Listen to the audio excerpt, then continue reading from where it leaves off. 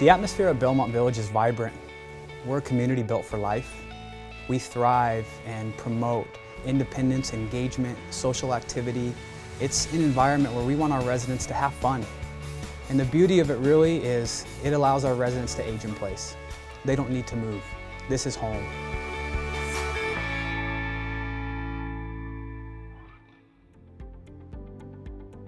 When you belong to a community, it makes you feel safe. It inspires you to thrive. It honors your achievements, and it makes you feel at home. For nearly 20 years, Belmont Village Senior Living has created communities that have enriched the lives of seniors and their families, providing places where seniors lead healthy, purposeful lives under the care of staff who truly understand their needs. Belmont Village offers assisted living, independent living, and memory care in a continuum that supports residents when care needs change and providing for couples of varying care needs. It's nice that we can be together. She needs a little bit more care than I do, and I don't have to do any cooking or shopping. Aging is a gift. We invite you to embrace it with us and be a part of our community and our family. Belmont Village Senior Living, the community built for life. This morning our guest is Dr. James Brewer. He's an MD, Ph.D. at UCSD, the Shiley-Marcos Alzheimer's Disease Research Center. He is a professor of neurology and radiology. He's the director of the Shiley-Marcos Alzheimer's Disease Research Center and the department chair of the Department of Neurosciences at UCSD. Thank you so much for joining us today. Well, thank you for having me. I'm excited to be here. You're a busy guy, and there was a lot of initials there. So UCSD is University of California, San Diego, That's is right. really leading the charge, and the Shiley-Marcos Center is really on the forefront of all that. It really so is. we would really like the details of your role and where you see this going up on the hill. We call it up on the hill. For those that don't know, it's UCSD. It's on the hill. What's going on up there? Well, thanks for the question, and thanks for having me. I'm very excited to be here and to talk about the work that we're doing. We're very passionate about trying to fight against this really awful disease of Alzheimer's disease, and we've been working on it for 30 years actually at UCSD. Wow. It was one of the first groups of this new center of Alzheimer's disease research that was started in the 80s. Wow. That the National Institutes of Health decided to let's do this in a more coordinated fashion, and they set up about 5 of them, and now there are about 30 of these across the country. And ours is really at the forefront of research against Alzheimer's disease. We follow about 500 individuals, not all of them with Alzheimer's disease. In fact, it's very important that we study people who don't have Alzheimer's disease so we can see what happens with the healthy brain as it ages and what's different about those that have complaints and those that are in the earliest phases of the disease. And we use a lot of unique, very amazing tools to study this disease, brain imaging and all kinds of different types of approaches to really get at the basis of what this disease is doing to the brain. How many people do you have working within the center? I think there's about 30 individuals, yeah. So it's a good team effort. We have such a great spirit. People that come there feel like this is a home for them to really be able to get the support. We do all kinds of different activities for support groups for individuals and families that are suffering from the disease, and so we really are a resource for what's available in the community and what's available for care in this disease as well. And your primary source of funding? From the NIH, but also we very much rely on generous individuals to help provide support. A lot of the work that we do is not really covered by the NIH, and so we really do rely on philanthropy in a lot of ways. But most of our money comes from the NIH. It's about $2.8 million a year that comes from the NIH. So it allows us to really get after this disease with basically all the teamwork of UC San Diego. So even though I said 30 individuals are working in the center, it's more like the entire research, Alzheimer's research community, including those beyond UC San Diego, are making use of our cohort to better understand how that can be stopped, how the disease can be stopped. So the other 30 locations that are working with the NIH as well, Are you collaborative? Absolutely. Okay. Yeah, so there's a National Alzheimer's Coordinating Center where all of us send our data to. Okay. And that's a very exciting resource. It's housed up in University of Washington in Seattle. And so all of us send our images there. But in fact, and our data from what we're collecting across those different individuals across the country. But in fact, all the imaging from many sites come to UC San Diego to be processed, because we do have a real center of excellence for being able to provide image processing in unique ways, to be able to measure the brain structures to see whether things are changing across time. And that's turned out to be a very important measure to see if a drug is taking a hold in the disease. And so it turns out that that's a very appropriate new way to look at whether a drug is actually helping stop this neurodegeneration in the brain. How long have you been with the organization?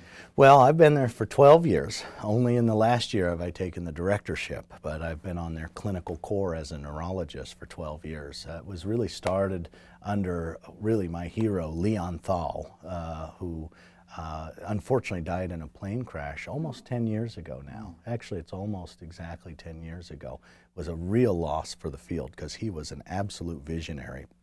And he was the one that actually made the relationship with Darlene Shiley, and that was able to get Darlene Shiley to really support our center. And she's been just a fantastic philanthropist for us. She's a big advocate in town. She really is, yeah. And she's had her experience as well. Yes, absolutely. So in the 12 years, I mean, everything ebb and flows Yeah. in terms of what's the hot button today, what's the hot button 6 years ago, and have you kind of give us a history of that? Yeah, well, I really think, and we might get into talking about biomarkers. Biomarkers is one of the areas of research that we are very, very excited about, and we do a lot of it. We're probably in the nation, probably the center that's doing the most of these type of biomarkers, imaging biomarkers, looking at the brain to see whether structural changes are taking place, taking fluid from the back through a spinal tap or lumbar puncture, which actually in expert hands is very, very well tolerated. I know it sounds bad, but in our hands, people say, that's all? That was it? You know, and but that's a very important thing because it bathes the brain, and so the proteins that are involved in this disease leach out into that fluid, and we can learn a lot by selecting, you know, and measuring the proteins that are in the fluid.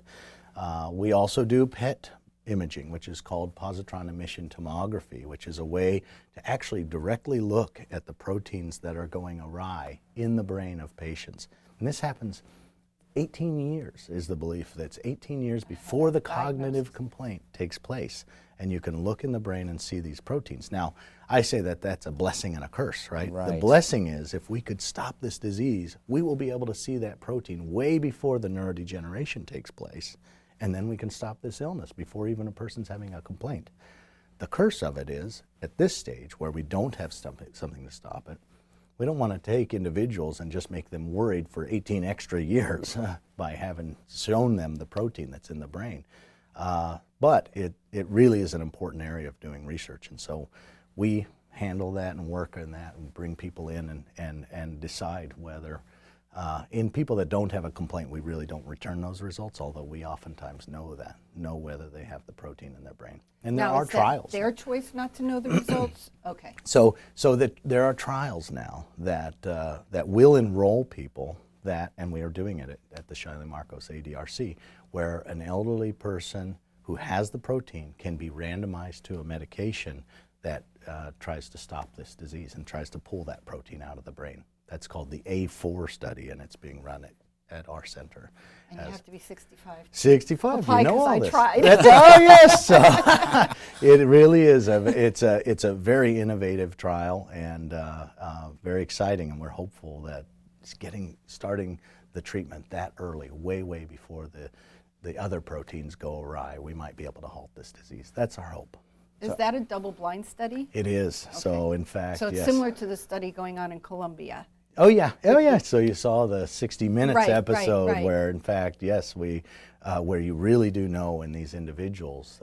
We might clue the audience in on that 60 Minutes episode. Yeah, it aired back in October, Yeah, November. actually, just yep, Not too and long ago. yep, and so I think that's where this field is going, where we want to see whether we can intervene at such an early phase that we can stop this cascade of events from taking place, because it may be that once you get to a phase where the other proteins are going awry, we might not be able to stop that.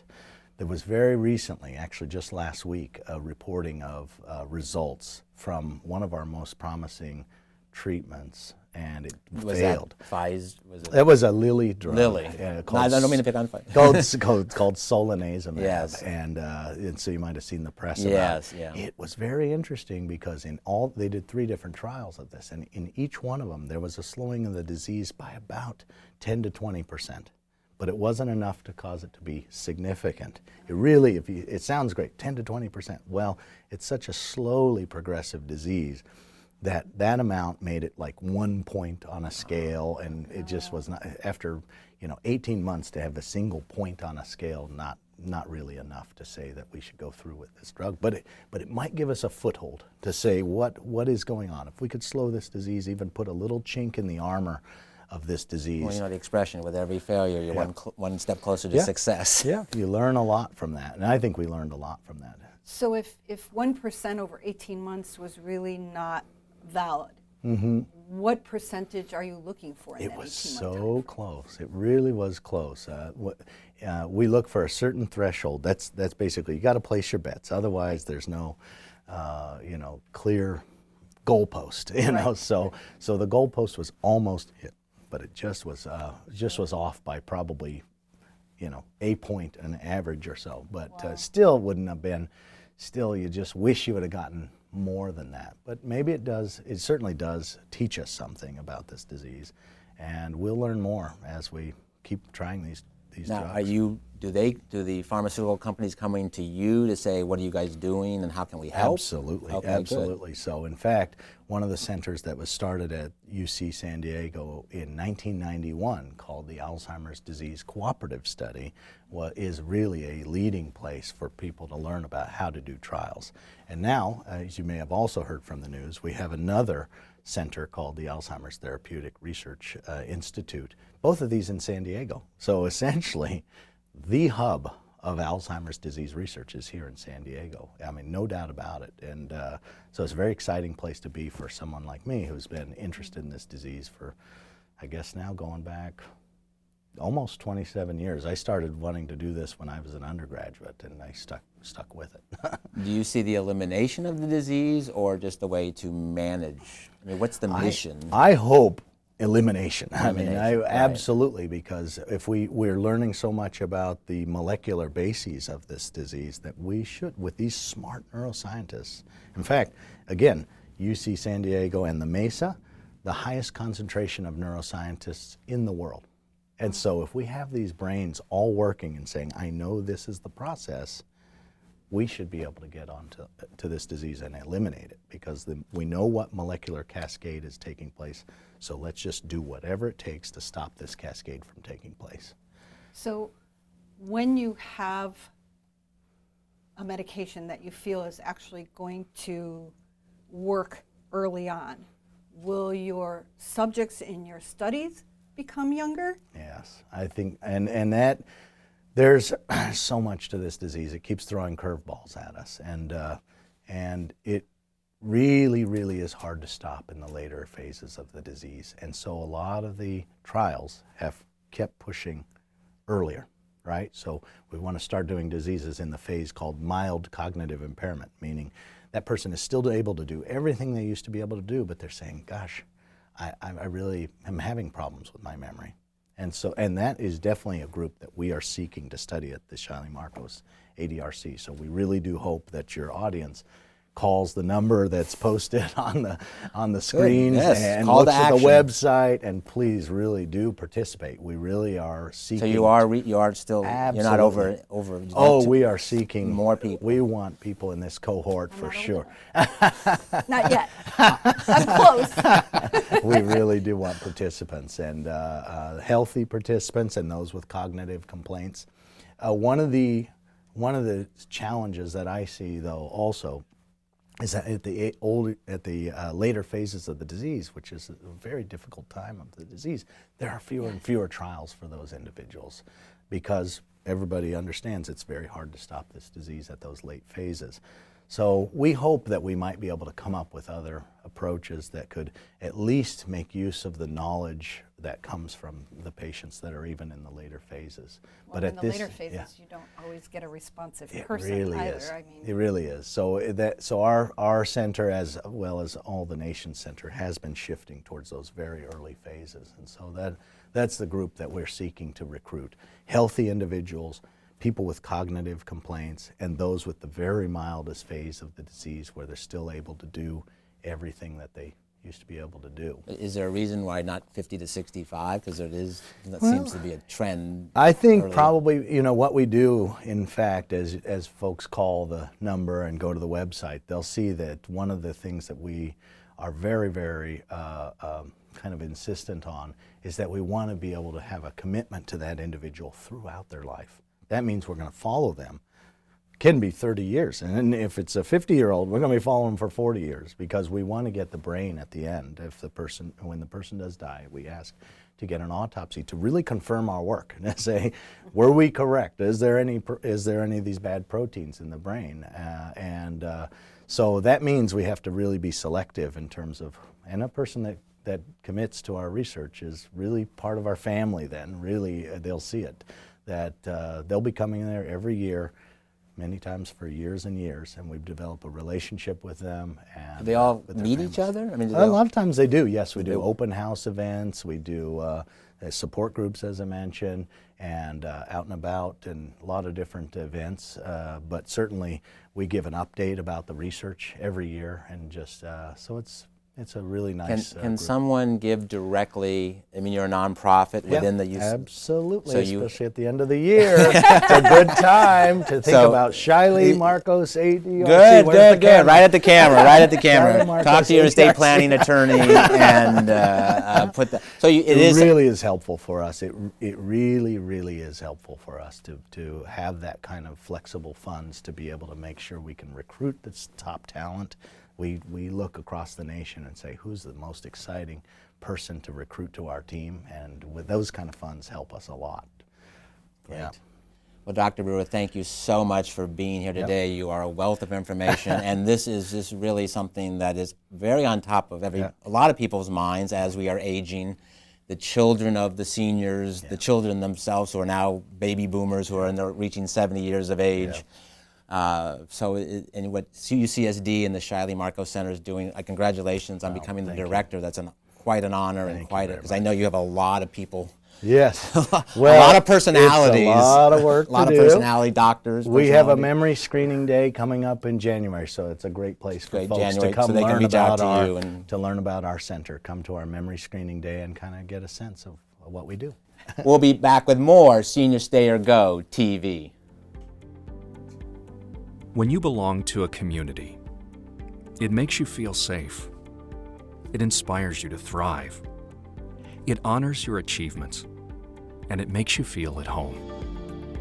For nearly 20 years, Belmont Village Senior Living has created communities that have enriched the lives of seniors and their families, providing places where seniors lead healthy, purposeful lives under the care of staff who truly understand their needs. Belmont Village offers assisted living, independent living, and memory care in a continuum that supports residents when care needs change and providing for couples of varying care needs. It's nice that we can be together. She needs a little bit more care than I do, and I don't have to do any cooking or shopping. Aging is a gift. We invite you to embrace it with us and be a part of our community and our family. Belmont Village Senior Living, the community built for life. morning. Our guest this morning is Dr. Hossein Samadi. He is a board-certified adult and geriatric psychiatrist. He completed his residency in adult psychiatry and his fellowship in geriatric psychiatry at UCLA. He is currently providing psychiatric consulting around San Diego County, and that includes Belmont Villages, both in Cardiff by the Sea as well as Sabre Springs. And so with that, his research interests are in Alzheimer's disease and late life depression. Welcome, Dr. Samadi. Thank you very much. Thank you so much for having me here. Dr. Samadi, we thank you for being here today, and we understand you're doing great work at Belmont Village, both in Sabre Springs and Cardiff by the Sea. Take us through your role there and what you're looking to do to the residents that live there. Yes, well, one of the main joys that I get in life is by treating people that are in difficult situations or situations of hardship. Studies show that almost 50% of people in long-term care communities have some sort of psychiatric illness. And 50%? 50%, that's right. Now, these can be transient, such as what we call adjustment disorder, difficulty adjusting to new living environments, or bereavement, the death of loved ones and various losses. However, some of them have severe and persistent mental illness, such as Alzheimer's disease, which unfortunately, doesn't have an actual cure. So one of the main joys that I get is by working with patients as well as families to identify what the problems are, as well as identify areas of improvement. And I've been fortunate enough to work with various long-term care communities for the last 5 to 6 years. And Belmont Village is one of my favorite ones to go to because they really understand and get what it's like to be struggling both from a patient standpoint as well as a family standpoint with psychiatric illness and disease. So I really love doing what I do there. Well, so you're going in, you're meeting a person who lives there, and what's the role? I mean, what are you doing in terms of working them through this? Right. Well, first is the typical medical assessment that I would do with anyone. So I review past history, medications. I review their social history, how they got to the point. And really what I want to try to understand is, their story that makes them unique. It's one thing to sort of group people that live in a particular community as all having the same illness, but in reality, each individual is so unique, especially when they get to be seniors. They've had a lifetime of experience. So what I try to do is just simply understand their medical problem and then understand them as a person, and then try to tailor a treatment plan, if you will, to their particular needs.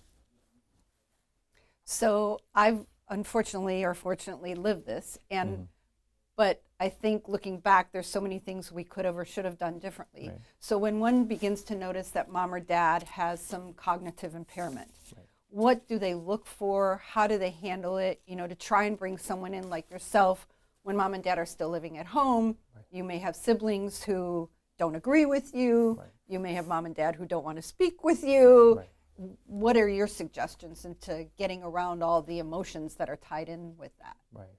Now, that's very difficult, what you mentioned. Oftentimes, when you bring in family, you have 5 to 10 different opinions on what to do, let alone what the problem is. So the first thing is to identify, is there a problem and what is it? So to do that, what you try to do is increase dialogue and communication. So try to find out, hey, mom or dad, are there areas in which you're having some struggles? And then ask the people around them, are there areas in which they're struggling with? That could be memory problems, word finding difficulty, or difficulty managing day-to-day activities. And once you identify and understand what the problem is, then it's important to report it. So it's very important not to keep it under the rug and pretend like it'll go away. And oftentimes family members that are in denial do that because it's easier not to admit that mom and dad has a problem. Yep. So once you've identified the problem, then you report it. And the most common person to report it to is your primary care physician or trusted medical professional. That could be anyone. That could be the neurologist that sees you, the cardiologist. And once you report it, then that person will have hopefully a system in place to be able to better assess and diagnose the problem and then to guide treatment as necessary. So would one go to their primary care physician and then be referred to you versus coming to you directly? Yeah, almost in most cases that would be the case. Let me just step back and say that there aren't many geriatric psychiatrists in San Diego County. I believe there's about 20 for a population of, better than I, a couple million. So there's no way that we as psychiatrists can see every person with memory loss or cognitive issues, let alone late life depression. So we rely upon our primary care physicians to do most of the initial workup and most of the treatment. Very few patients with dementia ultimately see me or a behavioral neurologist. Why are they not seeing you? The reason being is maybe they don't need to. You don't always need to see a specialist for every single disease state or problem. Most of the time, primary care physicians can address the run-of-the-mill depressions, anxieties, as well as dementia.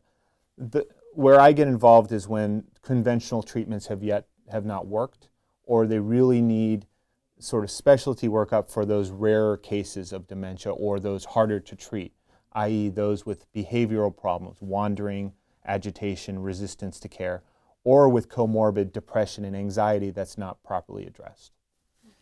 So I'm just going to question in terms of, do you deal with sometimes, let's say the patient's 90 years old, Right. and the children are in their 60s. Yes. Would you treat the children? Typically, in terms don't. of how to deal with all of this? Oh yeah, as part of my psychoeducation, I do ultimately work with families, 100%. Sometimes the patient themselves are almost non-communicative, right, or delirious or altered, in which case almost exclusively I'm working with the resident's family or the staff at the community that they live in. So sometimes there are caregivers and nurses that oftentimes are not the identified patient, but the informant that's responsible for the day-to-day.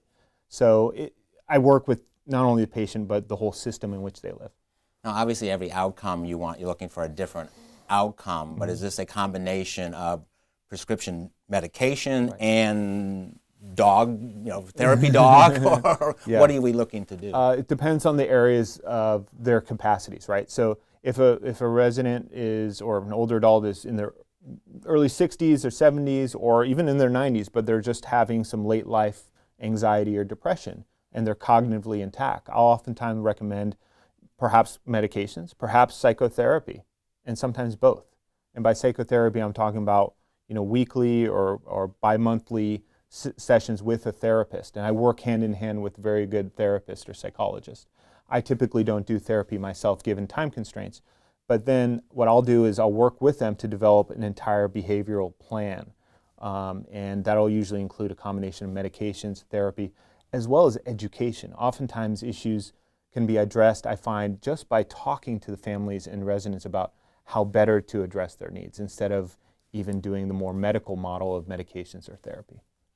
What is your recommendation, or what do you see as the best way to get mom or dad in to see you? Yeah, that's a hard question as well. It's very difficult. A lot of the legwork is done before they see me. So it's not by me, but it's the family members and caregivers that work with these people with this illness. And the number one thing I would say is don't try to use the strong approach.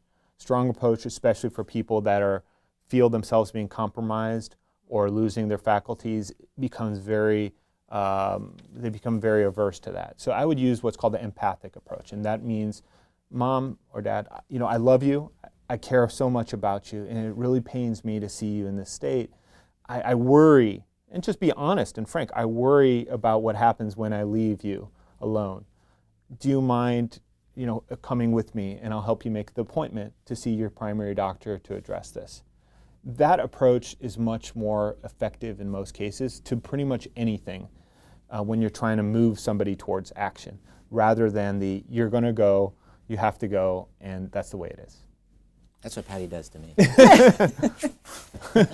What is the difference between normal aging memory loss and dementia or Alzheimer's? Because when I noticed it with my mom initially, when I would go stay, I'd stay 24/7. So they're real good at hiding it initially, but when you're there 24/7, they can't hide it 24/7. Right. And you mentioned it. I mentioned it to my siblings, and they're like, "Oh, Mom's always been a little dingy. That's nothing new." But Right.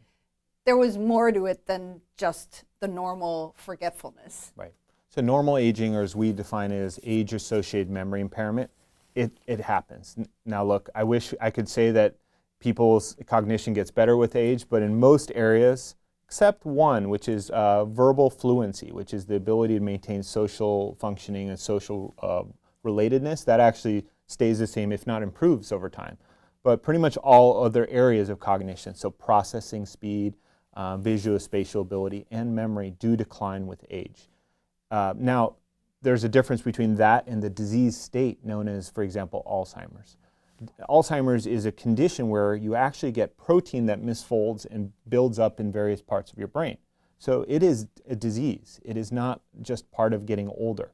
We used to use the word called senile, and we don't use that word anymore because it doesn't, I think it's a misnomer, because people don't just become senile, they get a disease. And unfortunately, age is the #1 risk factor for the disease. So the major way to distinguish between normal aging and Alzheimer's is by looking at the pattern and extent of the deficits, right? Normal aging, people would have what's called senior moments. They'll think of that word, or try to think, what is that actor's name? What is that actor's name? And by gone, it's gone. They can't come up with the word, especially when they need it. An hour later, it'll be, oh, I remember, his name was Tom Cruise. So in those cases, that's called, age-associated memory impairment. The words will oftentimes be retrieved, but at a later stage, okay? Alzheimer's disease is not like that. Typically, the information is actually never learned properly. We think of it as a memory problem, and in fact, Alzheimer's is a learning problem. People can't learn new information because the areas of the brain that are involved in learning, known as the hippocampus, right here in the temporal lobes of the brain, are compromised. And therefore, people can't learn things like, what's my grandchild's name? Or what did I eat for breakfast this morning? So typically what you'll see is short-term memory loss that doesn't respond to cues or time. People won't remember it if given an amount of time. And that has extended into causing functional problems in their life. Unlike age-associated memory impairment, older adults with Alzheimer's, have problems driving, managing their finances, or even medication. So that's the major distinguish. But I want to just caution people about trying to diagnose themselves. This is something I spent a lot of years of training trying to do. And it's important that a medical professional actually confers the diagnosis of the dementia. If only we could all be Betty White. That's right, yeah. Right. That's how I want to be 95. Right. So I'm going to put you on the Alzheimer's spot here. I mean, there's so much talk and so much conversation about this. I mean, it's an epidemic growing in dramatic proportion. Do you see a cure for this in the next 10, 15 years, given what's going on? Well, where we're at now is far from a cure. We do have some medications that are FDA approved for early and moderate Alzheimer's disease to help not even slow it, but to improve symptoms at various stages of their illness. It doesn't slow, delay, or stop the progression of the actual disease state, okay? So they leave a lot to be wanted in terms of effective treatments. Generally, the medications currently can give people about 6 to 9 months of sort of going back to where they used to be. Now, in the future, there's a lot of exciting treatments, immunotherapies, various biological treatments to try to reverse or actually stop Alzheimer's disease. We're not there yet. I think I'm very optimistic because we understand so much about the disease state that in our lifetimes, the next 10 to 15 years, there could be a significant breakthrough. A lot of the treatment now is focused on earlier detection and earlier treatment. And we have very good diagnostic tools. I'll say this again, very good diagnostic tools to try to understand and identify patients at risk for Alzheimer's disease. They're actually very good ones. The problem is the treatments are lagging. So until we get effective treatments, really the question medically is, what's the point of diagnosing earlier? It causes a lot of hysteria and anxiety, but that's more of an ethical question. I think, though, Ron, in 10 to 15 years, we will have some good treatments available for earlier detection and treatment. Fabulous. Well, that's good for, hopefully, good for. Dr. Samadi, we thank you so much for coming today. It's been a wealth of information. I hope people will reach out to you. Again, it's the 60-year-old child who what to do about mom or dad that we hear about all the time. And I think your advice and your expertise will really help the family cope with this dreaded disease of Alzheimer's and dementia. So thank you for joining us today. You're very welcome. And we'll be right back with more Senior Stay or Go TV. When you belong to a community, it makes you feel safe. It inspires you to thrive. It honors your achievements, and it makes you feel at home. For nearly 20 years, Belmont Village Senior Living has created communities that have enriched the lives of seniors and their families, providing places where seniors lead healthy, purposeful lives under the care of staff who truly understand their needs. Belmont Village offers assisted living, independent living, and memory care in a continuum that supports residents when care needs change and providing for couples of varying care needs. It's nice that we can be together. She needs a little bit more care than I do, and I don't have to do any cooking or shopping. Aging is a gift. We invite you to embrace it with us and be a part of our community and our family. Belmont Village Senior Living, the community built for life. The Mortgage Geek is here with the ins and outs of investing in San Diego real estate.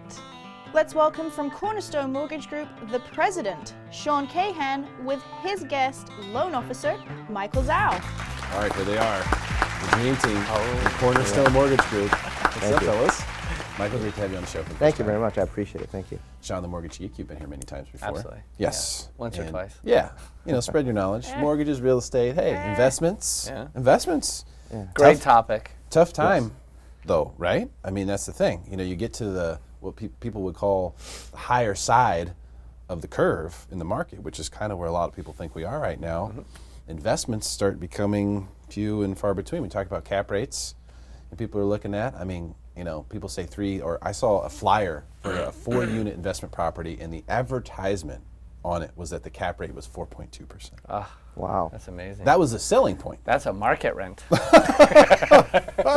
I mean, I saw that and I was like, that's the selling point? I mean, I have no interest whatsoever, but that's me. Yeah. Well, a lot of people don't understand it, especially in San Diego, is that inflation plays a pretty large part of investing, especially in San Diego, whether for the investor or for the owner-occupant. I was just reading in the Union Tribune that over the course of the last year that home prices as a median had gone up 9%. 9%. Yeah. You know, and we're thinking San Diego prices at like, if it's like $400,000 on a home, you're talking about 9 times 4, it's $36,000. And I was thinking to myself, wait a second. If I were to put down 3.5% on a home, that's $14,000 on a home, I literally just doubled my money in 1 year. Or more. Yeah. Or more. Can you imagine what's going to happen with inflation over the course of time? So when we talk about like 4% cap rates or 4% rate of return, we're not taking the actual appreciation of value into consideration, which is actually pretty important for a lot of people, even if they only own one home. That's a big deal. I mean, that's going to be their future retirement, and or if they have a long-term real estate projection for investment properties in the future, it's a pretty big deal as well. Yeah, well, I think people are. I mean, they have to be factoring that in or to pull the trigger on these things, right? They have to be looking at it and thinking, all right, maybe not as much as they did before the crash, where people were saying, oh, okay, well, I'll buy this with this negative payment I can't make, and yeah, it's probably priced too high now, but it'll be worth $100,000 more next year. I don't think people are doing that. No. But I do think that has to be part of the calculation, otherwise people simply wouldn't buy these places at 3 and 4% cap rates. I mean, I would do an open house. Yes, I do open houses. It's amazing on Sunday. Right. And the current buyer purchased at $465,000 2.5 years ago, full price offer, day one, $550,000. I did not know that there were even houses in this area. I thought it was only commercial. Wow. I literally thought I was lost. And then I was like, oh, there's houses here. Neighborhood. And what area? I don't even know the area. You don't even know where over by Montgomery Field. Oh, okay. Oh, okay, yeah. Arrow Drive. All right. Like, yeah, so that's Kearny Mesa-ish? Yeah. Kearny kind Mesa, of. Like between on the Kearny Mesa and backside Claremont? of, what are they, Sierra Mesa or Yeah. something over there. Yeah. But it was like too far north. I didn't know that it like came all the way that far north, almost all the way to the field. But I mean, check that out. It was a VA buyer who purchased it, right? 0 down. Wow. Turned around. 2.5 years later, sold for $550,000. Oh. I mean, it's crazy. Yeah, that is crazy. And I worry, though, the more that happens. Yeah.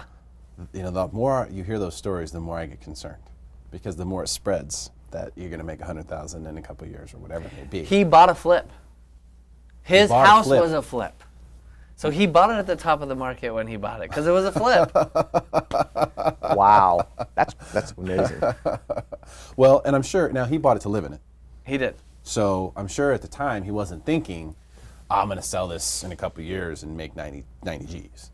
He was probably thinking, hey, this is a good price. It's a turnkey home.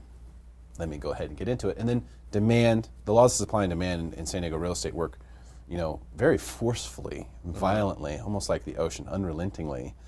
But it's also still, because of the low inventory situation, what we found is that it is a little bit, it's on more eggshells than people are willing to admit. Really? Yes, I think because of the low inventory. If we really had, with this low of inventory, if we really had that much demand, we would see prices going much higher than they are, I think. I think we're going to see home prices going up a little bit faster, I think, than usual. I think there's a lot of money out there still that's still really untapped. That is true. And we, and it was just announced this past week that the conforming loan limits are going up, which means that our high balance loan limits are going to be going up as well. Mm-hmm.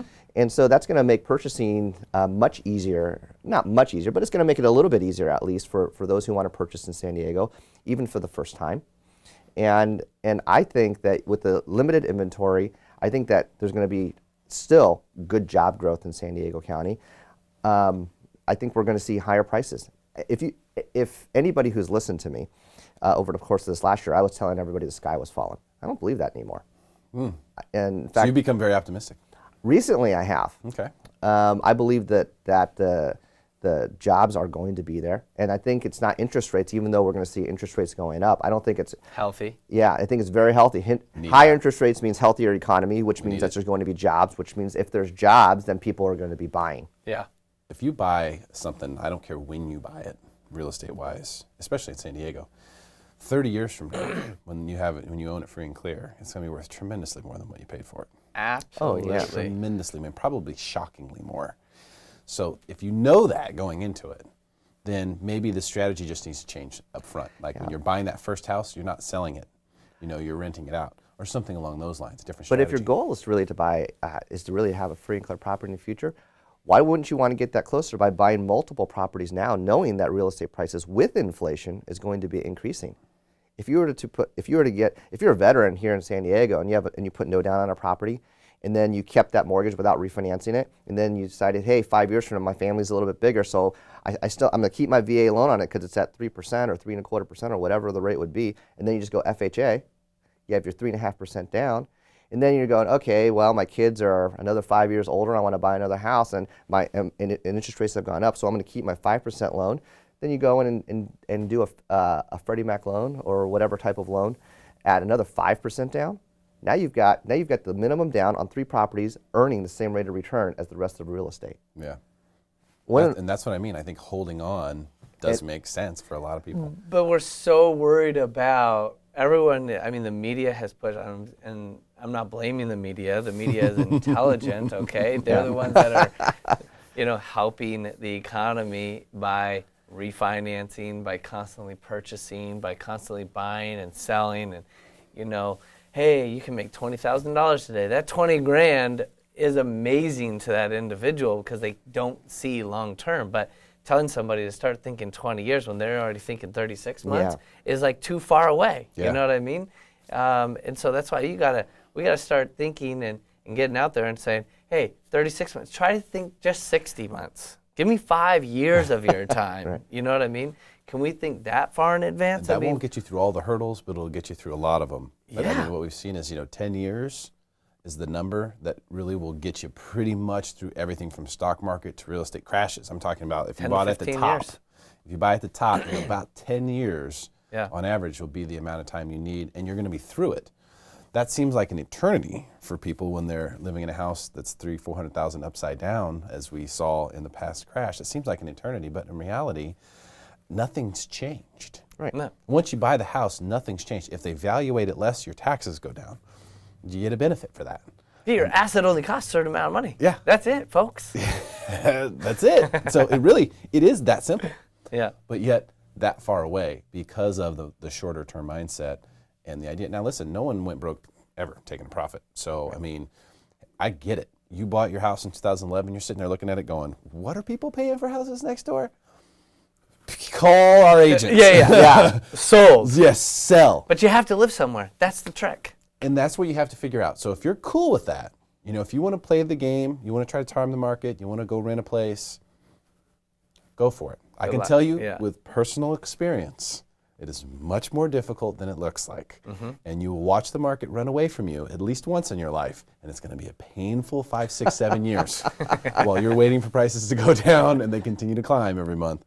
That's going to be a painful, very frustrating, very lonely 6 to 7 years with your tear and your beer. With your rent going up because prices are going up, rents are going up. I mean, but I don't think it's, with all due respect, I don't think it's so prudent to say, oh, I'm going to wait for the market to go down or for the wait to market. Just enjoy your house now. Why wouldn't we be just enjoying what we have today?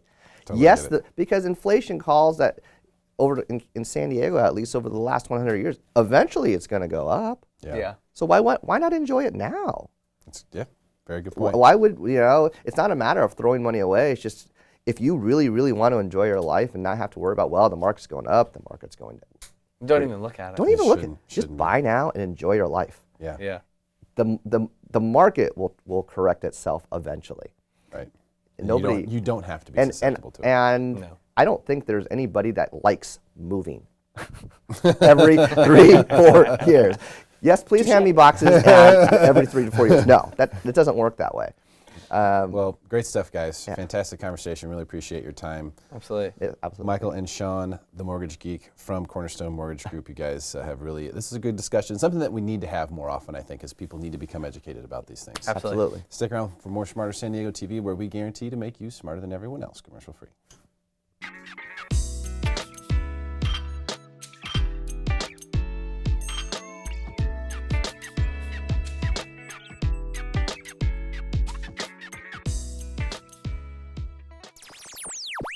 Have mortgage rates made an impact on the San Diego real estate market?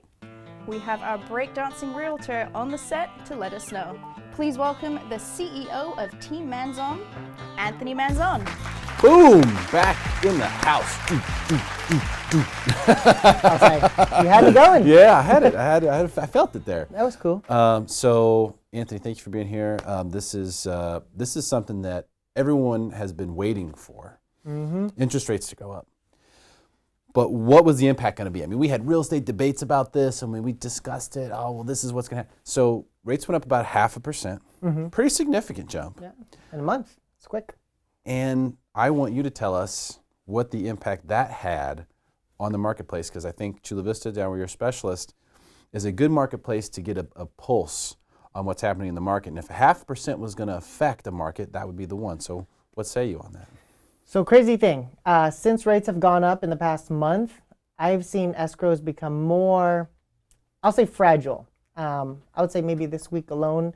I mean, we do a pretty good amount of business. I feel like I think the number's about 3 or 4 escrows this month fell out. Not solely, Really? Yeah. And we did get them into another house and that kind of stuff. And yet I felt like buyers, now that they know that rates are going up, they feel like they're looking more now for their forever home. Because it's not that kind of house like it was a couple years ago where they're like, oh, let's just buy now, 3 years, home values will go up and we'll get our dream house then. They're like, no, if rates are gonna go up a lot, let's get our house that we're gonna live in forever, like right now. And so, I mean, for some reasons, let's say for instance, while we're in escrow, the rate wasn't locked, and while they're in escrow, the interest rate went up, and then the buyer's monthly payment went up a lot. They were like, oh my gosh, I can't afford this house anymore, let's pull out. Some things like that are happening. Buyers are feeling more fragile, like, I'm paying a premium now because my payment has gone up by $100 from the moment that we opened escrow. Now my payment is higher. So now I feel like for my request for repairs, when you do your inspection and you request the seller to either, repair, replace, or fix the item, they feel more entitled, like I want to have everything done because my monthly payment's higher now and I can't fix it later. So it kind of affected kind of everything across the board, and in the most part, I feel like buyers are feeling more reluctant to move forward now. Really? Yeah. So you think this has had a significant impact on the negative side? So far. For the marketplace? So far, Within the first month? Within the first month, yes. Do you think this is going to flush through and it'll settle in, or do you think this is going to continue to be a problem? I think it'll settle in for sure. I mean, it's just like the shock of the market kind of right now. I think they'll settle in. It'll just become like a new norm again. Just like, pretty soon I bet you in like 2 years, people are going to say, oh my gosh, 4.5% interest rate, that's amazing. 5% interest rate, that's amazing. You know what I mean? So like right now, it's just the shock of it. And I think it'll just become normal as prices start to adjust a little bit. As more people, need to qualify to purchase properties, they're not qualifying for as much anymore because the rates have gone up and their payment has gone up. Ultimately, that means they can't afford as much house anymore. Is inventory still an issue in Chula Vista right now? Great question. So inventory is still very low. However, I'm experiencing currently that inventory is actually sitting a lot longer. So, I'm looking at just in the past month, and I would say in the past, 2 weeks, we probably put 3 active new properties on the market, and they're actually sitting longer. I don't know if it has to do with the combination of interest rates and maybe the holiday season. It could be a combination of both, but as it stands right now, properties are sitting a little bit longer. Has it affected your pricing strategy yet? I think it's still so new and there's a lot of different factors that, let me see how I say this. So there's so many different factors like holiday season and the interest rate. Like we don't know if the interest rate really is the reason why the houses aren't selling as quickly. We're still pricing them very aggressively compared to what's going on in the market. So I 100% believe we are priced right. I'll say, interest rates are kind of affecting it, I'd say. Let's say, for instance, 1 month ago, 100 people were qualified for this certain house, and the interest rate going up 0.5%, that group of 100 buyers just dropped to, let's say, 75, so, less people can qualify, therefore, less demand for that current house. Okay. So it's affecting sellers is what you're telling me. Yeah. Not dramatically, but something that sellers need to be aware of. And something that sellers need to perhaps factor in, because a lot of people, this happens every year. This is the reason why inventory gets really low in the holidays. A lot of people say, we'll get to it in January. So I have a feeling you'll be getting calls in January from sellers who go, okay, we're ready to put our house in the market. You've probably been talking to them 6-8 months a year. They say, okay, we're ready to put our house in the market. But they're going to have a different circumstance than they would have had, let's say, this past summer. Yeah. And so you're going to have to coach them through what that new circumstance is and how to appeal. I think the spring will really tell us a lot. True. What happens in March, April, May is really where we kind of figure out what the volume is going to look like for the year. But at the same time, Chula Vista is a little bit different marketplace. Yeah. Because you have the year-round schools and you have the lower price points, the newer homes. So it's unique in comparison to the rest of San Diego. Yeah, true. Yeah, very true. I am excited though regardless, this is normal. This is supposed to happen in a real estate market. So, for a lot of sellers right now, I've had actually a pretty good amount of sellers reach out to me recently already planning for January. Like, let's get our property on the market. Let's talk after then. And of course, we always have to have that conversation with them as well is, where we're at right now, your property is valued here. And, if interest rates go up even more, then, there's less demand for your property and, there may not be as many people qualified for that house. And so there may not be as many people putting in offers. That would probably be, I guess, the next step, because we just took sort of a blow on the interest rate side of things, which for anyone who wasn't expecting that, I don't know what to tell you, but True. But if we took more of a hit, and now that becomes a real question. Like if we lose another 0.5%, that's huge. Now there's no way for the market to really absorb that. I think in the short run, it could cause a really big problem. So those sellers who have been on the fence or who have been waiting to list now have an additional reason, in my opinion, to get moving. Because if we see another hike, then you're going to really see property values, I think, soften. Yeah. And you're going to lose a lot of advantage as a seller, which the seller's advantage has been around for 2-3 years more. Yeah. So that's I think a good fence sitter discussion to have with anyone who is talking about delaying the sale. Would it make more sense to wait until June? Maybe not. Maybe there's something you could get. Maybe you could list it in January and then do a rent back for 5-6 months or something. There's a lot of possibilities, right? So I think this is now where you have to really, people are going to lean on you a lot to figure out how to navigate this particular circumstance, being that it has become more fragile with the interest rates rising. What do you anticipate seeing, just based on those people that you've been talking to who are saying, yeah, we're going to list in January? What do you anticipate seeing in the new year? Are we going to have more inventory hit the marketplace than can be absorbed, or do you think we'll still see a lot of frenzy? Yeah, great question. I mean, I think in January there will be more inventory. I think it's normal. Like you said, after the holiday season, more people want to put their properties on the market. So I do think that come January, middle January, starting February, we'll see more inventory hit the market. One challenging thing is that we are facing right now, and I just wanted to bring it up real quick, is that sellers, they don't really understand yet that the power is kind of shifting. They feel like the sellers are still feeling like, the house next door appraised at $550. Let's do a bidding war and get, $580. They feel like they still have all the power. They haven't experienced it yet. And for some of the sellers, like the ones we're dealing with now that are, currently on the market, I mean, granted, it's only been 2 weeks. So, the ones that are on the market, they're starting to feel like, wow, like I thought my house was the best. I thought it was going to sell in a day. That's what everyone's telling me. They're thinking that, and yet they're gonna feel it eventually. It comes fast and goes fast. I mean, that's the tough part about the super sellers market that we've been in. Yeah. And when it goes away, you feel like you're in a lonely place. Yeah. When it's here, it's like, yeah. But when it starts to go away, you feel like you're in a lonely place. So I haven't said anything about the sweater yet. I know. I was like, people probably just think I wear this every day. I can't believe they're so serious about just talking about this sweater. We'll put it in all the postings. Anthony and his sweater decided to come in.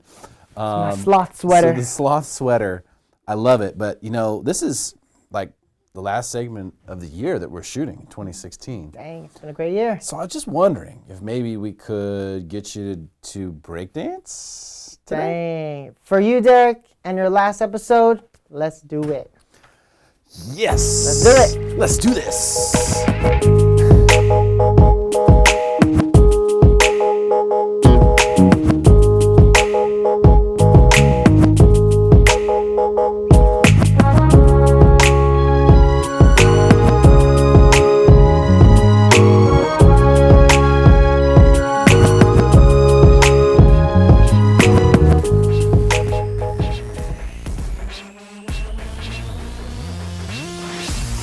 Hey, great show, guys. That's a wrap.